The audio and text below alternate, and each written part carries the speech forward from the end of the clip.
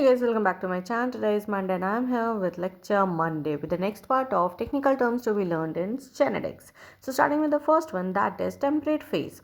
A phase which may integrate into the chromosome of its host and may remain there as a prophase, जिसको हम isogeny बोलते हैं, or may dissociate from the chromosome of its host and lies it like a virulent phase. अब देखो, एक हो गया temperate phase. अब ये जो टेम्परेट फेज होता है ये या तो लाइसोजेनिक रिएक्शन शो कर सकता है या फिर वो वायलेंट होके होस्ट को मार सकता है. ठीक है, वो क्या कर सकता है, क्रोमोजोम में होस्ट के क्रोमोजोम में अटैच करके वहीं पे अच्छे से रहेगा और जैसे जैसे होस्ट का सेल डिवीजन एंड ऑल होगा उसका भी होता जाएगा, या फिर ये क्रोमोजोम के होस्ट को लाइस कर जाएगा. Next is temperature sensitive mutation. वो म्यूटेशन जो टेम्परेचर की वजह से होता है एंड बैक हो जाता है. The product of mutant gene is functional at low temperature but inactive at high temperature. The reverse situation is called cold sensitive. मतलब कि अगर हाई टेम्परेचर हुआ तो ये रिवर्स बैक हो जा रहा है. म्यूटेंट जीन फंक्शनल कब है, जब तक आपका टेम्परेचर लो है.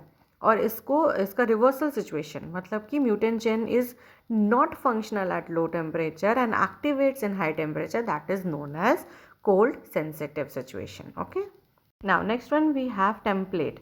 अब टेम्पलेट हमें पता है कि हमारे क्रोमोसोम में एक टेम्पलेट स्ट्रैंड होता है जिसको हम, जहाँ पे डीएनए होता है, हमारा कोडिंग स्ट्रैंड भी बोलते हैं. So a mould, a substance use to create identical copies as specific by itself. इसी टेम्पलेट से हमारा सिंथेसिस होता है और सेम कॉपीज बनते जाता है.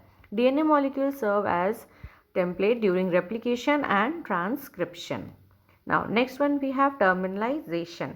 Terminalization मतलब terminate करना किसी चीज़ को, as simple as that. कोई चीज़ बंद हो रहा है. So more commonly chiasma terminalization ये term use होता है.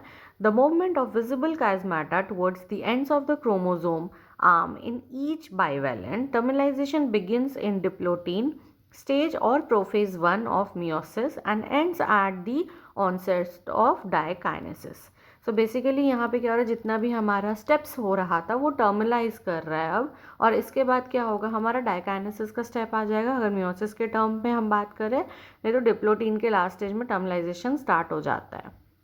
Now next one we have termination codon.